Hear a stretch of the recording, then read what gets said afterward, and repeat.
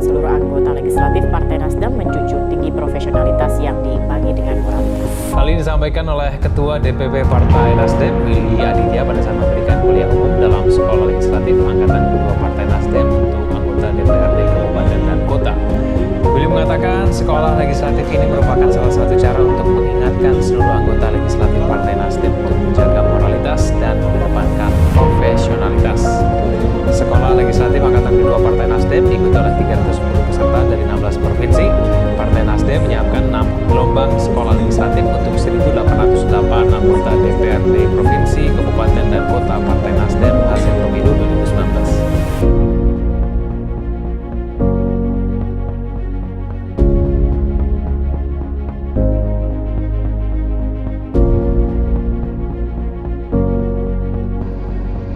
Ada sejumlah hal memang yang akan dibahas pada pertemuan pada pagi hari ini, namun pada tema besarnya ini untuk menakar sisi positif dan juga negatif dari pelaksanaan PPDB Sistem Zonasi 2019.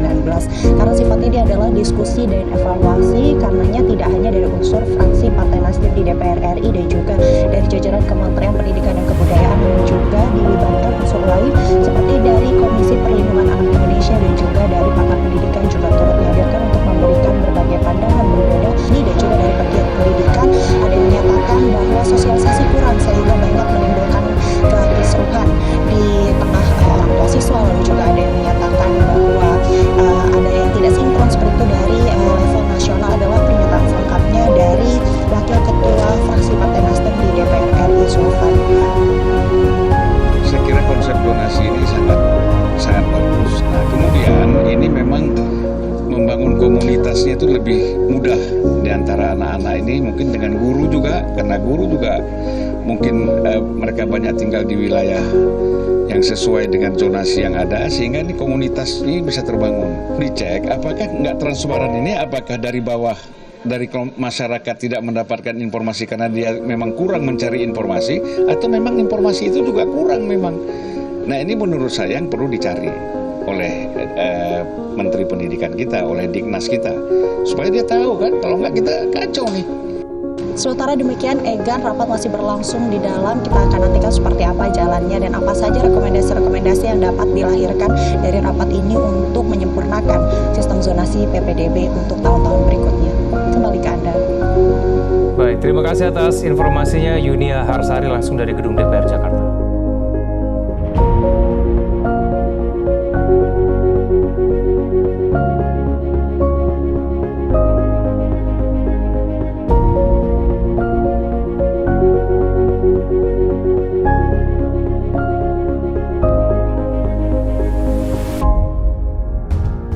Halo tokoh muda progresif, tokoh muda hebat Flores Timur yang saya banggakan. Hari ini kelas yang berbeda, kita belajar tentang jalan baru Flores Timur, ya, jalan baru Flores Timur.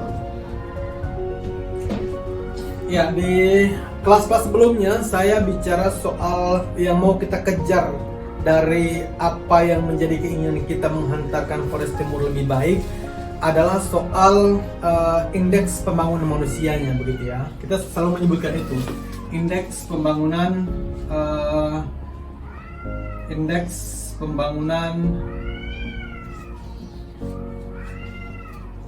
manusia atau IPM Flores Timur. Sekali lagi kita masih berada di posisi 62,89. Ini posisi kita. Masih kalau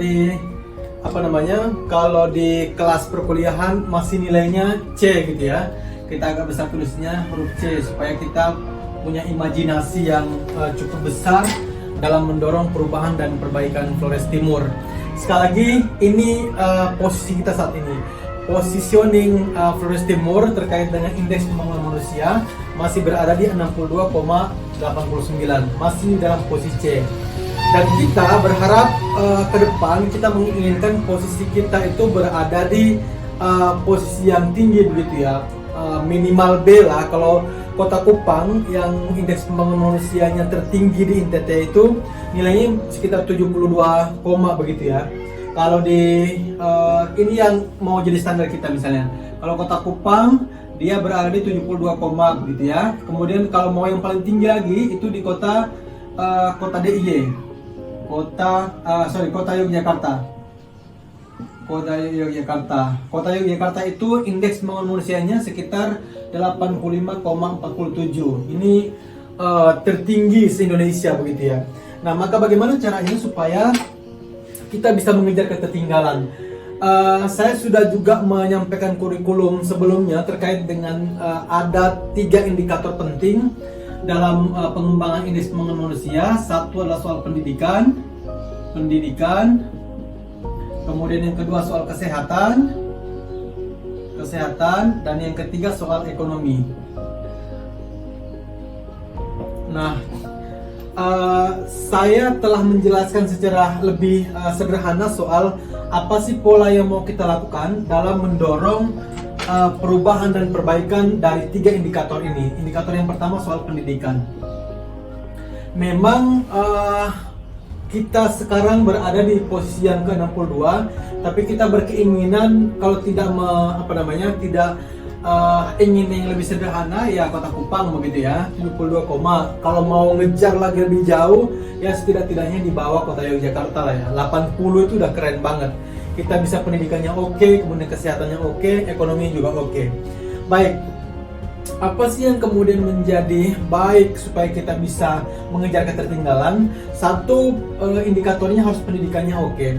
Di video sebelumnya saya juga merekomendasikan bagaimana caranya kemudian kita fokus pada soal pendidikan. Apa sih yang mau kita lakukan? Saya merekomendasikan bahwa misalnya di pemerintah daerah Flores Timur itu sudah nanti akan mendesain kurikulum yang ini sekarang ini sudah ada kurikulum nasional ya dari Kementerian Pendidikan, kemudian ke dinas provinsi, kemudian kabupaten kota.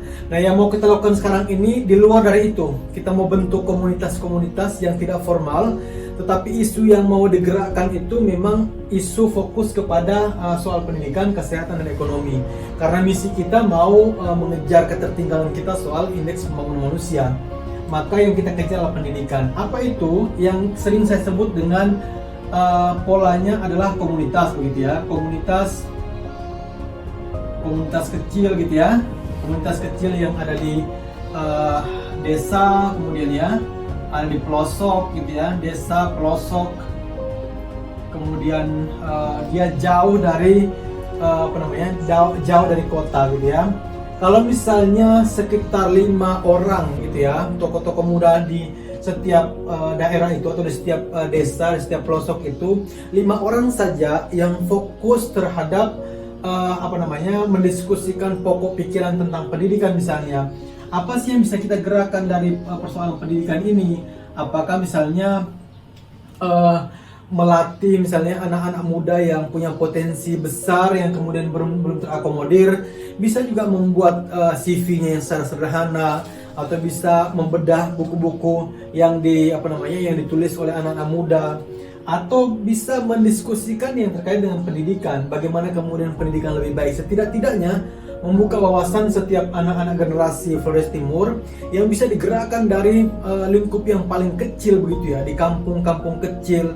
Bisa juga nanti digerakkan misalnya begini, di sebuah kampung ada juga kita bisa rekomendasikan guru-guru yang mengajar di sekolah menyempatkan sekitar 5 menit atau 10 menit masuk ke kelompok-kelompok kecil ini, baik itu di desa, lalu kemudian di pelosok gitu ya, yang terdekat saja, yang dia bisa dedikasikan kesempatan dia untuk mengajarkan hal-hal sederhana lah, isu-isu sederhana yang bisa menjadi kurikulum bersama se-Flores Timur. Jadi se-Flores Timur itu ada sebuah gerakan masif di setiap desa, di setiap kampung yang paling pelosok itu kita buatkan kurikulum sederhana yang fokus tentang pendidikan begitu ya. Saya berkeyakinan masih banyak anak-anak daerah gitu ya, anak-anak kampung termasuk guru-guru masih punya potensi yang cukup bisa dituangkan kepada kelompok-kelompok kecil ini.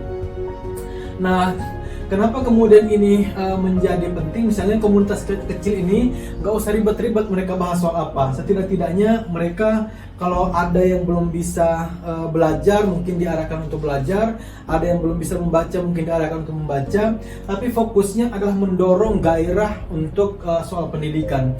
Gairah untuk pendidikan aja misalnya gitu ya. Jadi fokusnya adalah gairah tentang pendidikan. Nah, soal gairah tentang pendidikan ini bisa dia hanya ingin membaca saja udah cukup begitu ya. Hanya ingin membaca saja sudah cukup. Jadi menggerakkan semua guru untuk memotivasi misalnya begitu ya, atau menggambarkan pokok pikiran pendidikan misalnya begitu. Saya kira ini tidak mudah gitu ya, ini tidak mudah untuk kemudian dilakukan, tetapi saya berkeyakinan masih banyak tokoh muda Flores Timur yang siap mendedikasikan potensinya untuk kepentingan setiap kelompok yang ada di desa. Sekali lagi, ini tidak akan mungkin 1 atau 2 orang bergerak begitu ya. Kalau kita sudah membuat simpul di setiap desa, kita membuat gerakan di setiap desa, membangun energi positif, kembali kepada teori appreciative inquiry, menggerakkan semua itu, kita mengetahui discovery seperti apa, dream kita seperti apa, kita mendesain seperti apa, sampai pada tujuan kita apa. Kalau tidak mengejar yang di Kota Kupang 72 itu, kita mengejar lebih tinggi lagi di Kota Yogyakarta. Saya kira ini menjadi kelas yang baik buat kita, tetap bangun energi positif kita untuk membangun Flores Timur yang lebih baik. Thank you buat Anda semua, tokoh-tokoh muda, generasi-generasi penggerak perubahan. Thank you so much dan salam hormat dari saya, DB.